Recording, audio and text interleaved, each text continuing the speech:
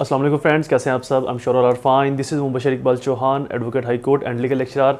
आज का हमारा टॉपिक बहुत ही ज़्यादा इंफॉर्मेटिव है। इस टॉपिक के अंदर हम पुलिस के पार्ट्स को डिस्कस करेंगे, पुलिस की पार्ट्स सीआरपीसी में और पुलिस रूल 1934 के अंदर पुलिस के पास ऐसे क्या क्या इख्तियारात हैं।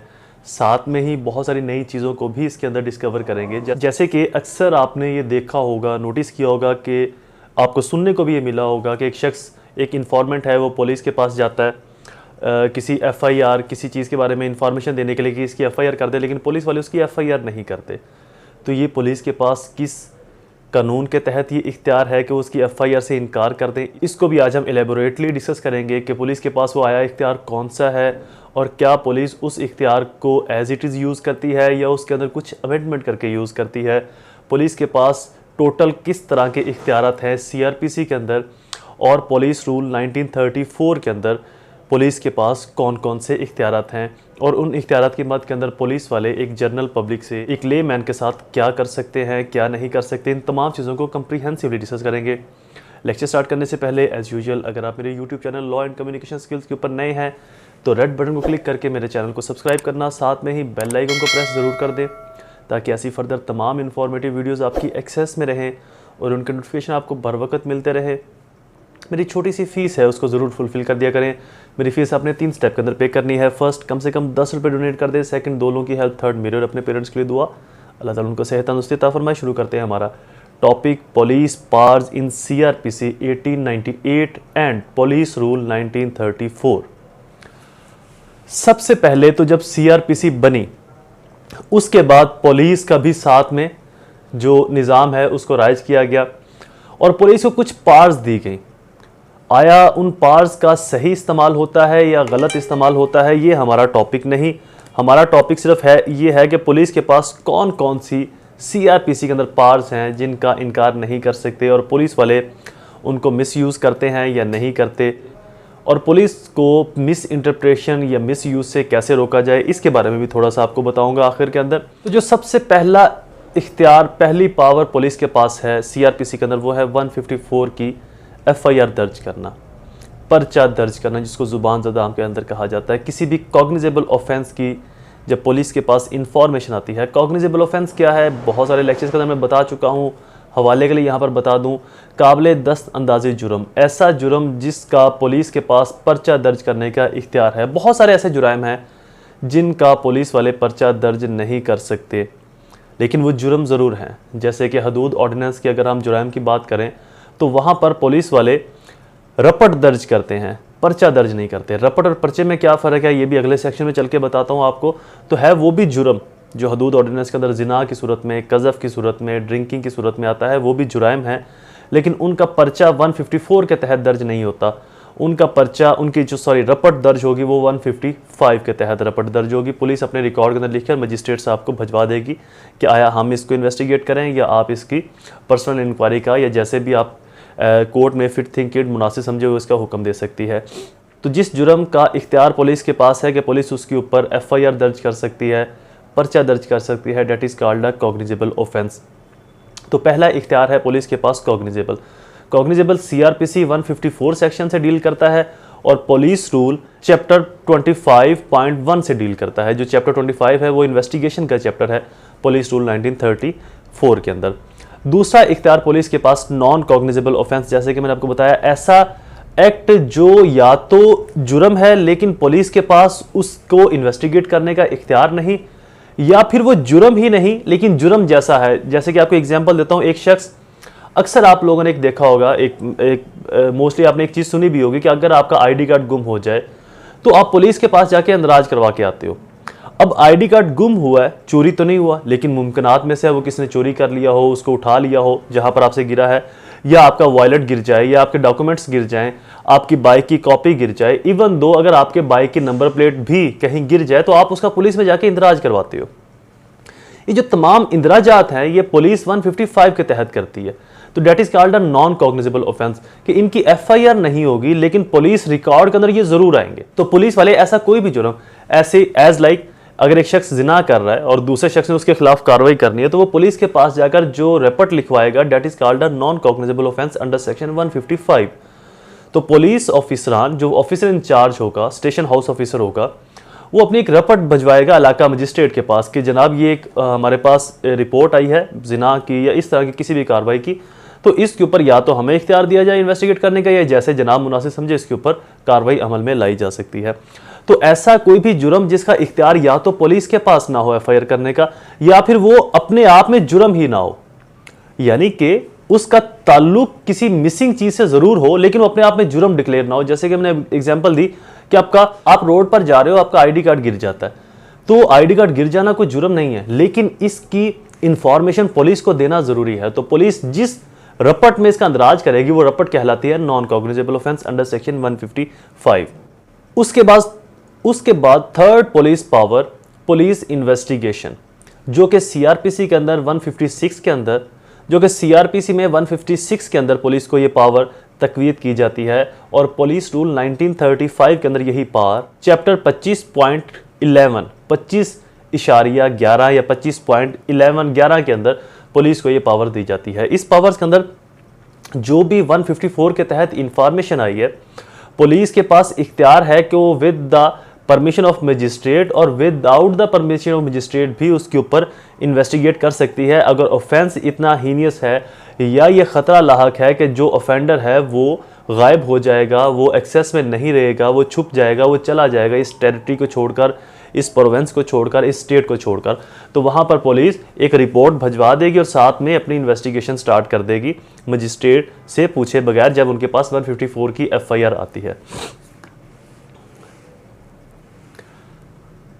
अच्छा, अब यहीं पर अगर एक शख्स पुलिस के पास जाता है एक एफआईआर करवाने के लिए, लेकिन पुलिस वाले इनकार कर देते हैं उसकी एफआईआर करने को, पुलिस वाले कहते हैं कि जी हम ये एफआईआर नहीं कर सकते, या हमारे पास ये इख्तियार नहीं है, या ये हम करना नहीं चाहते, टाल मटोल करते हैं। इसके ऊपर दोनों मौक़िफ़ हैं, पुलिस का अपना एक मौक़िफ़ है और लेमैन का या कानूनदान का अपना मौक़िफ़ है। कानूनदान या लेमैन ये कहते हैं कि पुलिस वाले इसलिए एफआईआर नहीं करते चूंकि वो इस झंझट में पड़ना ही नहीं चाहते। वो कहते हैं जी ना एफआईआर होगी, ना हमें तफ्तीश करना पड़ेगी, ना हमें आवभगत होगी, जो है ना वो ना हमें तंगी होगी, ना भाग दौड़ हमारी होगी। लेकिन पुलिस ऑफिसरान का इस तरफ मौक़िफ़ ये है कि जनाब हमें कानून इसकी इजाज़त देता है, और कानून कौन सा है? वो है सीआरपीसी 157। लेकिन दोनों तरफ में थोड़ा सा तजाद है। जो पुलिस ऑफिसरान कहते हैं वो भी मामले को मिस इंटरप्रेट करते हैं, एक्चुअल बात नहीं करते। इख्तियार ज़रूर है लेकिन उस इख्तियार को वैसे यूटिलाइज नहीं किया जाता। पहले हम थोड़ा सा 157 की वर्डिंग को पढ़ लें, उसके बाद इसके ऊपर डिबेट करते हैं। 157 procedure where cognizable offence is suspected. अब ये कहता है कि अगर एक ऐसी इंफॉर्मेशन किसी इंफॉर्मेंट के जरिए आई है जहां पर जो ऑफेंस है वो सस्पेक्टेड है कि आया कॉग्निजेबल भी है या नॉन कॉग्निजेबल। फॉर एग्जाम्पल, आम तौर पर पुलिस वाले जो हीले बहाने करते हैं एफआईआर देने में, वो चोरी डकैती की जो एफआईआर्स हैं इनके अंदर थोड़ा सा डिले करते हैं, लेकिन मोस्टली अगवा की, रेप की या मर्डर की जो एफआईआर वो बहुत जल्दी दे दी जाती है। लेकिन कुछ थानों में इसमें भी थोड़ी सी देर की जाती है। तो उसकी वजह ये होती है कि एक बंदा पुलिस के पास आता है तो पुलिस को लगता है कि आया डकैती हुई भी या नहीं, या खुद से इसने बना दी, चोरी हुई भी या नहीं, ये खुद से इसने बना दी। तो लिहाजा बजाय इसकी एफआईआर करने के पहले इस मामले को इंटरोगेट कर लें, और साथ में ही पुलिस वाले एक रपट भिजवाएंगे मजिस्ट्रेट को कि हमारे पास ये इंफॉर्मेशन आई है, ये सस्पेक्टेड है कि ये जुर्म हुआ भी है या नहीं, ये कॉग्निजेबल भी है या नॉन कॉग्निजेबल। एक, ये जुर्म हुआ भी है या नहीं, दूसरा ये कॉग्निजेबल है भी या नहीं, यानी कि कॉग्निजेबल है या नॉन कॉग्निजेबल है।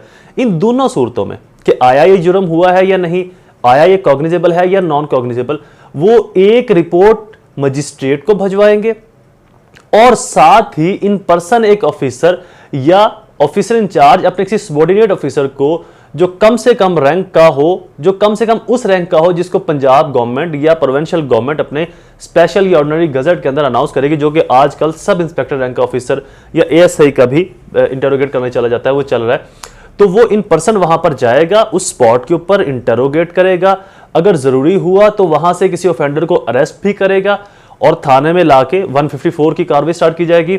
अदरवाइज तमाम कार्रवाई को नकलबंद करेगा, तमाम कार्रवाई को कलमबंद करेगा, लिख कर लाकर रिपोर्ट सबमिट करवाएगा मजिस्ट्रेट के पास अगर ऐसा जुर्म हुआ है या नहीं हुआ। अब इसके अंदर एक पहलू जो पुलिस ऑफिसर बताते हैं कि हमें कानून इजाजत देता है, बिल्कुल देता है, कि जहां पर सस्पेक्टेड हो कि जुर्म हुआ भी है या नहीं, आया कॉग्निजेबल भी है या नॉन कॉग्निजेबल है। तो यहां तक ये बात ठीक है, लेकिन जो इसका दूसरा पार्ट है उस पर पुलिस ऑफिसर कार्रवाई नहीं करते। ना मजिस्ट्रेट को मोस्टली रिपोर्ट सेंड की जाती है और ना ही इन पर्सन जाकर ऑन स्पॉट वहां पर कार्रवाई की जाती है, फैक्ट को इन्वेस्टिगेट किया जाता है। और इसी का सेक्शन का और इसी 150 सेक्शन 157 के सब सेक्शन 2 के अंदर यह कहा जाता है कि अगर वहां पर लगे कि यहां पर ऐसा कोई जुर्म सरजद ही नहीं हुआ या जो एक्ट हुआ है ये कॉग्निजेबल ही नहीं है, ये नॉन कॉग्निजेबल है, तो जो इंफॉर्मेंट है उसको बताया जाएगा कि वो ऑफिसर ये कहेगा कि मैं इसको तफ्तीश नहीं कर सकता या हम इसको तफ्तीश नहीं कर सकते without the permission of magistrate. हम इसको इन्वेस्टिगेट नहीं कर सकते या मैं इसको इन्वेस्टिगेट नहीं कर सकता मजिस्ट्रेट की इजाजत के बगैर, तो आप वहां पर कंप्लेन फाइल करें। तो ये है बेसिकली वो प्रोसीजर जिससे पुलिस ऑफिसरान का अपना एक मौकफ है कि हमें कानून इजाजत देता है और लेमैन का, कानूनदान का अपना एक मौकफ है। अब आते हैं 5th पावर पर। ये तो थी चौथी पावर, चौथी पुलिस की ताकत। 5वीं जो पुलिस की ताकत है वो है कि जब उनके पास इंफॉर्मेशन आई एफआईआर की, इंटरोगेशन भी स्टार्ट कर दी। अब उन्होंने क्या करना है, इंटरोगेशन के अंदर 2 काम करने हैं, फैक्ट फाइंडिंग करना है, collection of evidence and witness. Fact को ढूंढना है और एविडेंस और विटनेस की कलेक्शन करनी है। बेसिकली यहां पर भी पुलिस के लिए एक इशू ये बनता है कि पुलिस ऑफिसर ये कहते हैं कि जी हम मुल्ज़म को पकड़ते हैं, अदालतें छोड़ देती हैं, वकील छुड़वा लेते हैं। बेसिकली हर अदारे का एक मखसूस काम है जिसमें रहकर उसने वो काम करना है। हर अदारे के पास एक मखसूस इख्तियारात है। पुलिस के जो इख्तियारात हैं इस तफ्तीश में अक्रस प्लेस के अंदर, उनका काम सिर्फ फाइंडिंग ऑफ फैक्ट और कलेक्शन ऑफ एविडेंस है। फैक्ट को ढूंढना कि हकायक क्या है और उन हकायक की सपोर्ट में या मुखालफत में एविडेंस क्या है, विटनेस क्या है, इनको कलेक्ट करके कोर्ट में सबमिट करवाना है।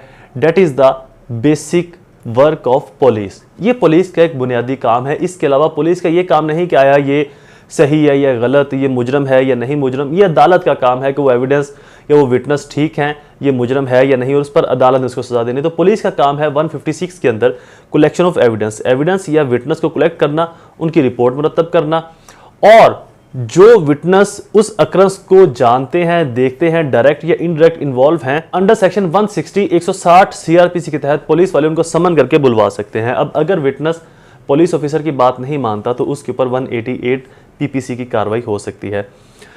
अगली पार्स पुलिस की 161 और पुलिस रूल के अंदर ये पार्स है 25.18 examination of witness. Police officer किसी भी विटनेस का एग्जामिन कर सकते हैं, उससे इंफॉर्मेशन ले सकते हैं, तहरीरी तौर के ऊपर कलम बंद करके उसको अपने पास महफूज कर सकते हैं for the further proceeding of trial and any other. तो जो इंफॉर्मेशन पुलिस को दी जाएगी उस पर जो इंफॉर्मेंट है या जो विटनेस है वो साइन नहीं करेगा।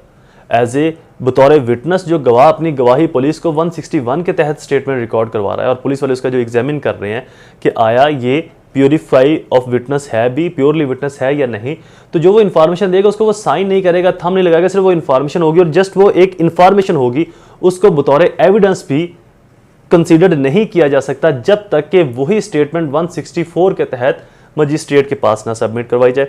अगली पार पुलिस की 162 की जो उसको स्टेटमेंट दी जाएगी वो साइन नहीं की जाएगी। उससे अगली पार 164 रिकॉर्ड ऑफ स्टेटमेंट जो स्टेटमेंट पुलिस ने रिकॉर्ड करवाई है उनको मजिस्ट्रेट साहब के पास जाके पेश करवाया जाएगा और वही जो विटनेस है वो अपनी स्टेटमेंट को वहां पर गवाही को देगा और जब 164 के तहत उस गवाही को देगा 161 वाली स्टेटमेंट 161 पुलिस रूल 25.18 वाली जो स्टेटमेंट है वो जब 164 के तहत मजिस्ट्रेट साहब के सामने दी जाएगी तो देन वो एज ए विटनेस या एज ए एविडेंस कंसिडर की जाएगी।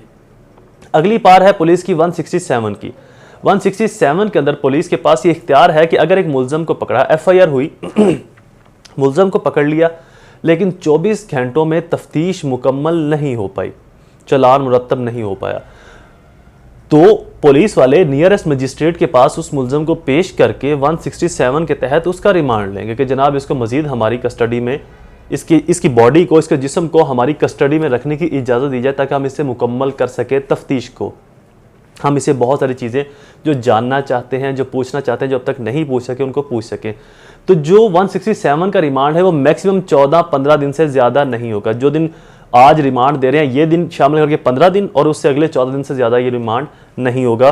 और अगर मजीद रिमांड की ज़रूरत होगी तो मजिस्ट्रेट उसको रिमांड को एक्सटेंड कर सकता है, बट 14 दिन से ज़्यादा रिमांड नहीं देगा। और आज का जिस दिन पेश किया है इस दिन को डाल के 15 दिन। उसके बाद जो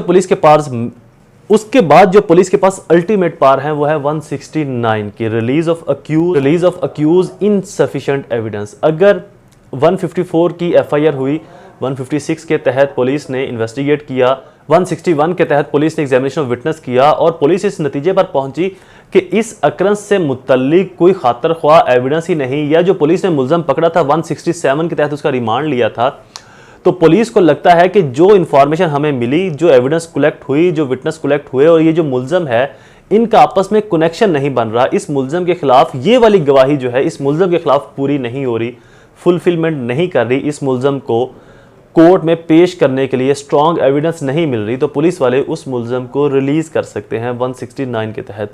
यहाँ पर रिलीज का ये हरगिज़ मतलब नहीं कि उसको बरी कर दिया गया है। रिलीज का मतलब सिर्फ और सिर्फ इनसफिशिएंट ऑफ एविडेंस है, गवाही नाकाफ़ी है, मजीद फर्दर से अगर गवाही मिलती दोबारा से फिर उसको हिस्सा बना लिया जाएगा उसी केस का। तो ये पुलिस के पास बहुत एक स्ट्रॉन्ग पार्स है।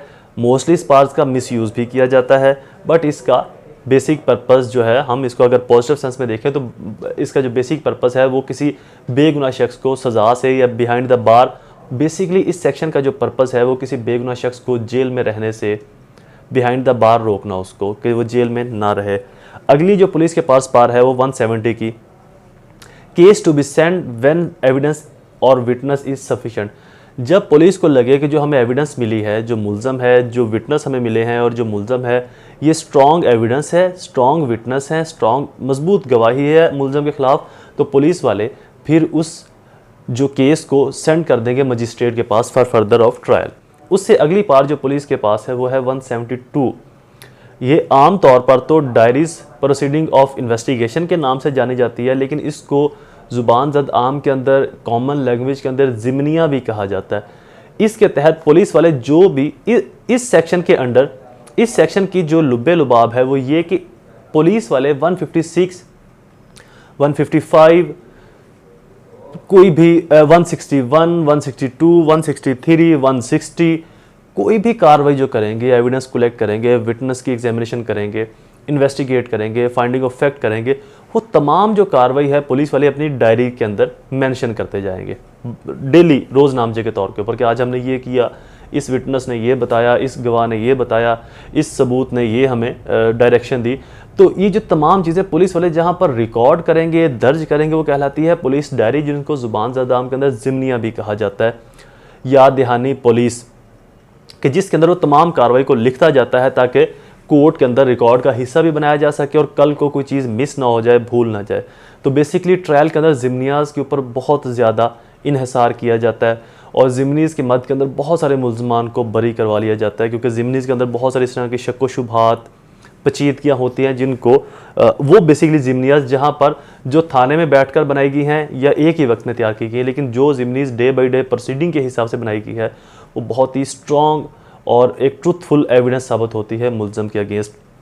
उसके बाद पुलिस के पास अगली जो ताकत है, 13वीं पावर, 13 पावर ऑफ पुलिस, वो है 173 का चालान। जब वो तमाम एविडेंस को कलेक्ट कर लेती है, मुलजमान को पकड़ लिया, कोई बेल पर है, नॉन बेलेबल हैं, तो उनके बाद पुलिस एक चालान सबमिट करती है कि हमारी अब तक की ये तफ्तीश है, हमारी बेसिकली जो चालान होता है वो तमाम, उस चालान के बाद फिर चार्जशीट आगे फाइल की जाती है। तो उसके अंदर पुलिस वाले अपनी तमाम इन्वेस्टिगेशन को दर्ज करके अदालती रिकॉर्ड का हिस्सा बनाते हैं कि इन मुलजमान के खिलाफ हमें एविडेंस मिली, इन मुलजमान के खिलाफ हमें एविडेंस नहीं मिली, जो एविडेंस मिली उसका म्यार ये है, जो विटनेस मिले वो ये हैं, उन्होंने ये गवाही दी। तो वो तमाम जो हालो अहवाल है तफ्तीश का, जो 156 से स्टार्ट की हुई थी और 172 के अंदर ज़िमनियाज़ बनाई हुई थी, वो तमाम 173 के अंदर चालान की सूरत में कोर्ट में पेश कर दी जाएंगी, जिसके बाद आगे चार्जशीट तैयार होगी, फ़र्द जुर्म आयद होगा मुलज़म के ऊपर पुलिस की ओपिनियन की रोशनी में, और उसके बाद मुलज़म के पास राइट ऑफ डिफेंस स्टार्ट हो जाएगा।